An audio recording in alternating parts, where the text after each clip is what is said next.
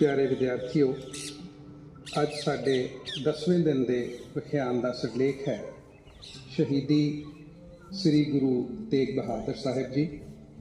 सीस दिया पर सिर न दिया। दिल्ली के आसमान ते खनेरे के बदल छाए हुए सन। औरंगजेब के हुक्म ते श्री गुरु तेग बहादुर साहिब जी को गिरफ्तार करके लोहे के पिंजरे में कैद कर दिता गया सी।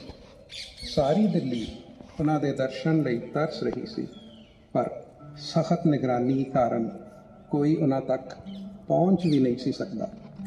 पिंजरे दे अंदर ना तो ठीक तरह बैठा जा सकता सी अते ना ही सीधे आराम नाल खड़िया जा सकता सी। गुरु जी ने अपने प्यारे सिखां भाई मतीदास जी, भाई सतीदास जी अते भाई दयाला जी दियां शहीदियां अपनियां अखां नाल वेखियां सन, पर उन्हां दा चेहरा बिल्कुल अडोल सी।